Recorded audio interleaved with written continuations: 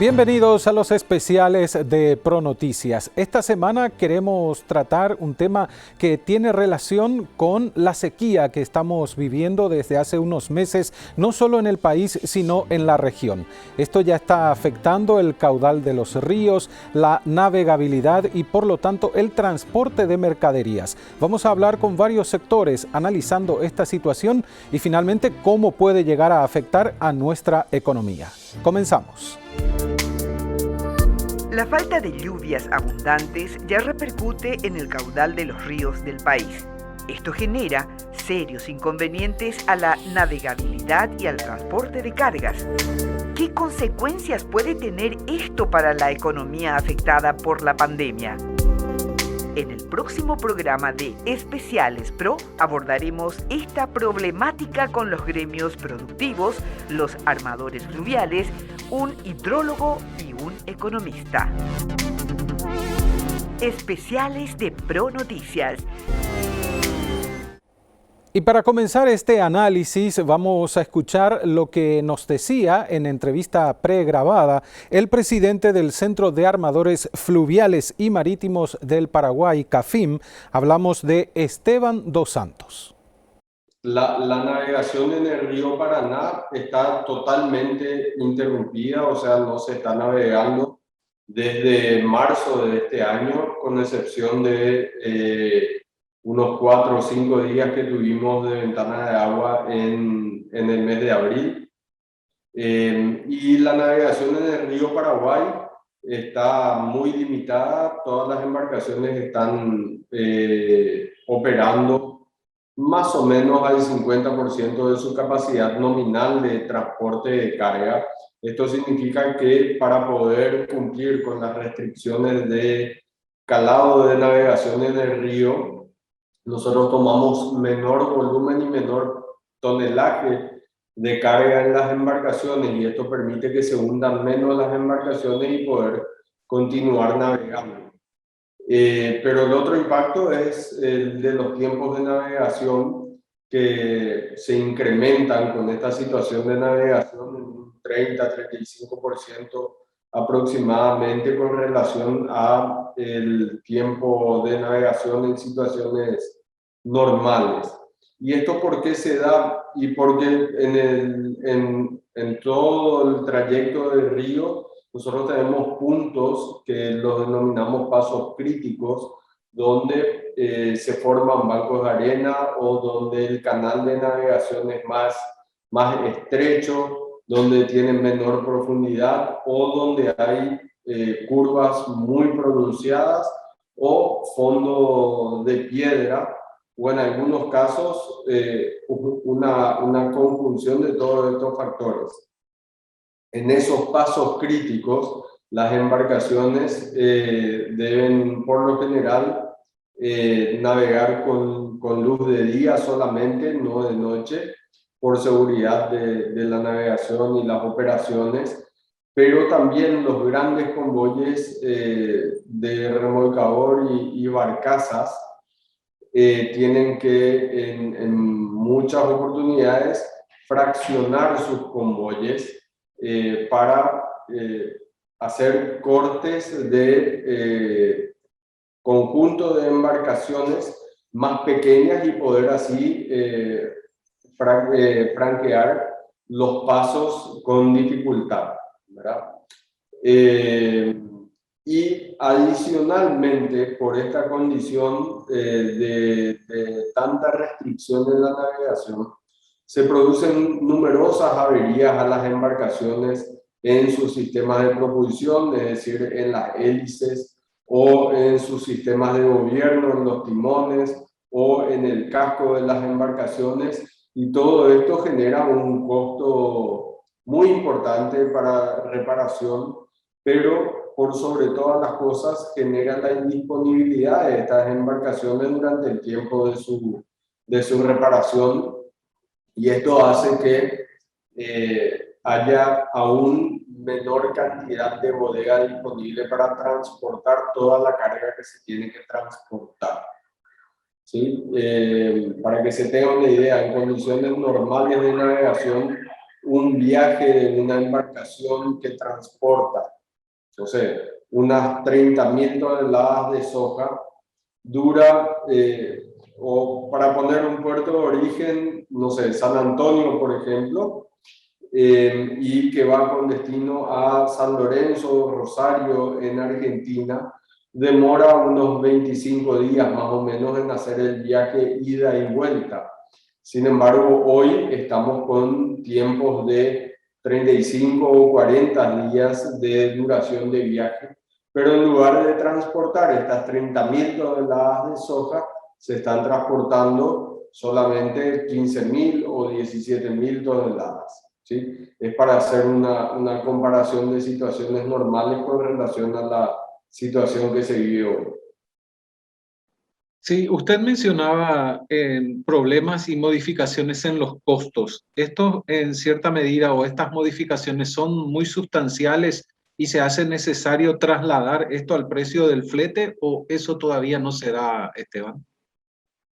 Sí, en el caso del transporte de graneles, ya sea sólido o líquido, lo que se hace es un ajuste sobre el valor de la tarifa por tonelada transportada o por metro cúbico.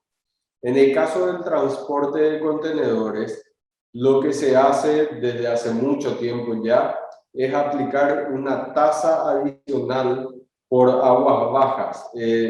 Se utiliza el nombre en inglés que es Low Water Surcharge, tiene las siglas LWS, y se aplica por tipo de contenedor. Entonces, a cada contenedor transportado se le aplica una tasa de aguas bajas y esto lo que permite es compensar esa pérdida de valor de flete por la carga no transportada, porque estamos operando solamente al 50% de la capacidad real de transporte de las embarcaciones.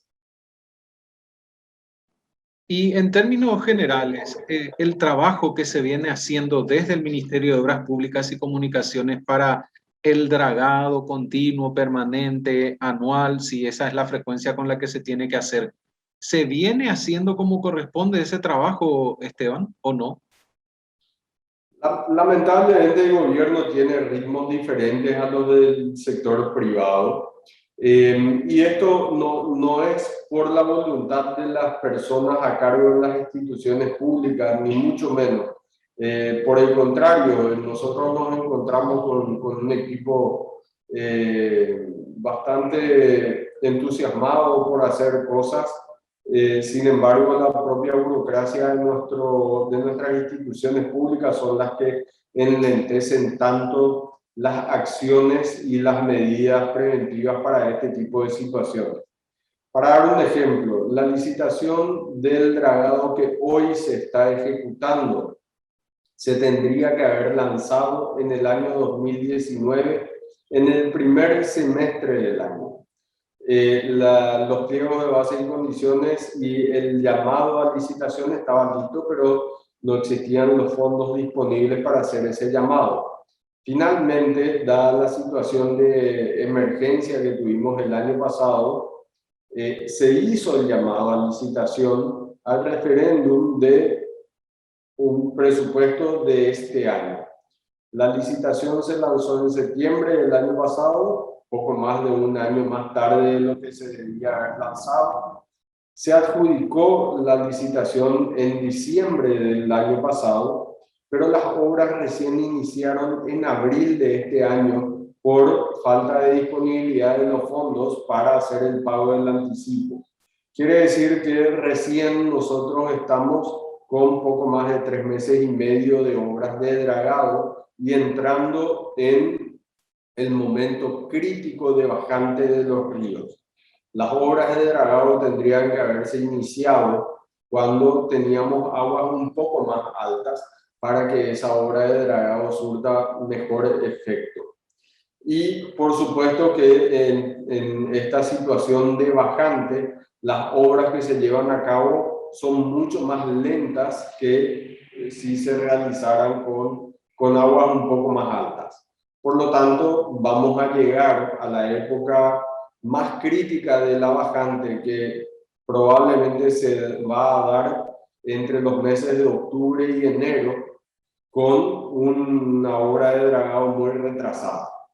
Y esto genera un impacto en todo el transporte, pero no hay que confundir. Acá el perjuicio de la bajante no es solamente sobre el sector naviero o el de transporte fluvial, sino que impacta sobre por lo menos el 75% del comercio exterior paraguayo, porque este es el volumen de carga que mueve nuestro país a través de los ríos.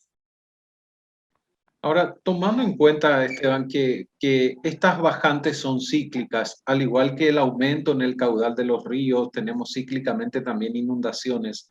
Si se hubiesen hecho en tiempo y forma estas tareas que estaba mencionando, ¿la cuestión hubiese sido diferente para el sector principalmente hoy en día o igual estaríamos con estas consecuencias que se están viendo y que estuvo mencionando al principio?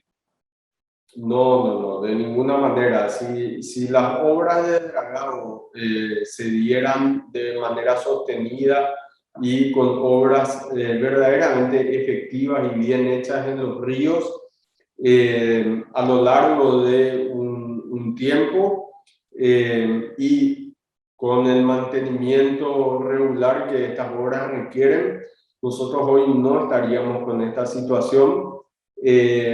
Tendríamos igualmente una situación de bajante, pero la condición de navegación sería mucho mejor, generando mucha mayor seguridad a toda la operación que se da en el río.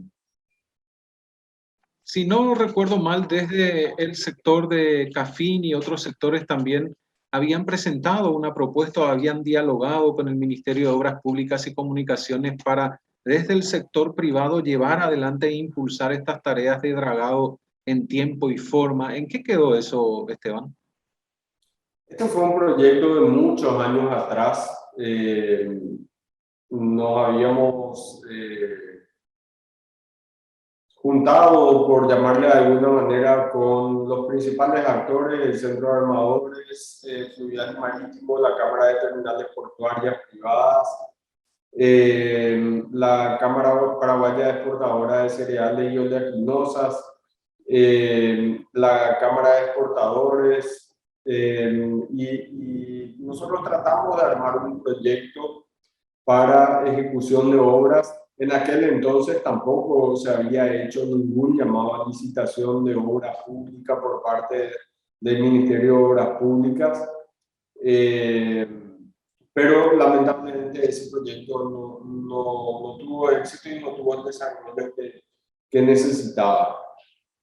Sí hay, hace un par de años, un proyecto de una empresa ahora internacional, de las más grandes del mundo, que presentó una iniciativa privada al gobierno, y entiendo que debiera concluir el proceso de estudio de factibilidad en los próximos meses para determinar si esta iniciativa privada que ellos plantearon para hacer el dragado de los ríos resulta viable o no. El único problema de esta iniciativa privada que vemos desde el Centro de Armadores es que plantea la intervención de un tramo del río que está en el medio de la hidrovía, sin resolver los problemas al norte y sin resolver los problemas al sur de ese tramo planteado a ser dragado.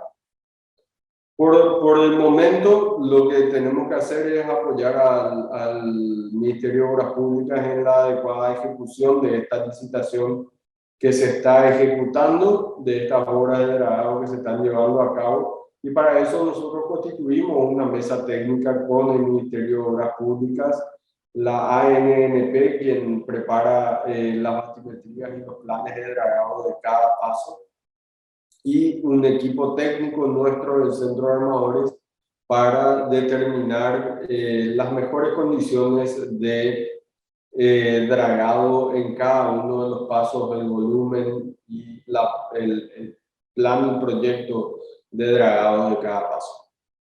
Escuchábamos a Esteban Dos Santos, presidente del Centro de Armadores Fluviales y Marítimos del Paraguay, CAFIM.